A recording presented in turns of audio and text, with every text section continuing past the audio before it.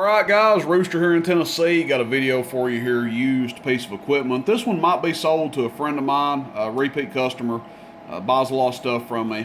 He expressed some interest in this. I just hadn't had time to get around to a video on it.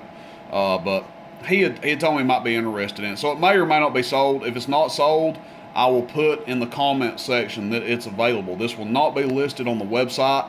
You'll have to contact me directly for this amp, 423-299-3535. If it's available tomorrow, I will put in the comment section available. The interesting thing about this, obviously it is a mobile amp. You can tell it's been ran in a truck.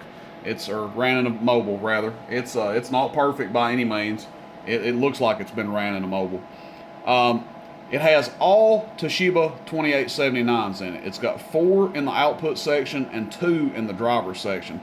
I'm calling this an ultra low drive amp because obviously 2 2879s driving 4 is going to be hitting it pretty hard. Although I am giving it the benefit of the doubt because it has a variable right here. So it's probably padded down a little bit. We'll kind of demonstrate how the variable works and test it out, see if it even does function later in the video. But all Toshiba 2879s, that is correct. I've taken pictures of it. It is not 2290s in the driver section. It is all Toshiba 2879s. So there's some value just in the transistors of this amp. You could gut it out, sell the transistors, put HGs back in it, and run it. Or run it the way it is, and hope you don't pop a Toshiba. Or use the transistors that are in it for spares for a larger amp. There are a lot of different things you can do. But the way it is right now, 2 Toshiba 2879s driving 4. Now we're going to hit it with my Uniden 66, which is still probably a little bit of a hot radio for it, in my opinion. About 10 watts average, 35 to 38 PEP is what it does. And we're going to test it at 14.8. We're not going to go crazy with the voltage to show crazy numbers. Test it at 14.8. Realistically, it's probably 14.6 or so by the time it gets to our cables here. It does have a remote jack in the back, and it does have heavy-duty wire coming out of the back. So, that being said, let's get on with the show here. Show you how this thing does. I'll go ahead and try to set my dead key. First, we're going to start with a 1,000 watt slug.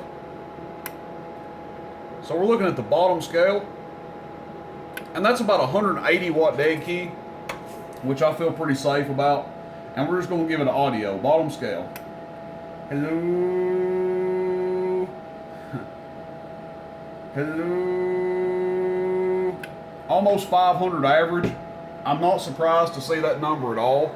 Now, if this was a 2879 C box, I definitely wouldn't be surprised, but considering we have 2 Toshiba 2879s driving 4, I'm not surprised to see 500 average at all. PEP, still looking at the bottom scale. Hello.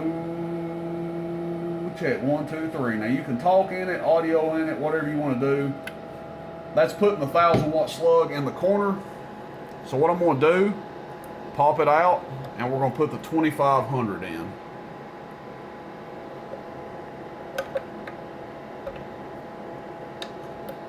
Okay, 2500 watt slug is in, element rather, and we're going back to peak. Got a habit of turning that peak kit on and off. Top scale now. So the top scale reads 500, 1,000, 1,500, 2,000, and all the way to the right is going to be 2,500. So we're really wanting to focus around where it says 10. We're going to be in the ballpark of that. Hello, audio. And there you go. It's just showing just past 1,000 PEP audio. We could probably call that 1,050 to 1,100 PEP. Now, being on the 2,500 watt slug, it may show a little more average. Hello. Right at 500 average on the 2,500 watt slug. So, that's what it's showing. Let's go ahead and turn the variable back halfway and wear this peak kit switch out again. See if the variable works on it. Check, check, check, check, check, check, check, check, check, check, check, check, check, check, check, check, check. So that backed it down to about 1,000. Let's go 9 o'clock with the variable. Check, check, check, check, check, check, check, check, check, check, check, check, check, check, check. Just less than 1,000. All the way down. Check, check, check, check, check, check, check, check, check, check, check, check, check, check, check, check, check. Audio. About 900. So you don't get a lot of variation with the variable. Going from about 1,050, 1,075 to about 900 PEP. But it's a good working amp the way it is. I'm not too crazy about 2879s, driving 2879s, but if you had something like a Cobra 148, I mean, maybe something like this radio would work. I'd feel better with something like a Cobra 148, or if we're talking newer radios like a President McKinley, or one of those radios that does, 20, 25 watts PEP, I'd probably feel a little bit better about it. But the main point is the amp is working. Good output. Yes, it's a little ugly. It's an older amp. It's been ran in a mobile. But functionality-wise, it's doing a good job. So there you guys go. 2 driving 4 old school X-Force, all 2879, all Toshiba 2879s. Again, I have a friend of mine interested in this one. If he doesn't take it, I will post available in the comments, and you'll just have to text me directly to get it there. I won't be putting it on the website. 423-299-3535. As always, appreciate it, guys. Lots of equipment coming up for sale, new and used.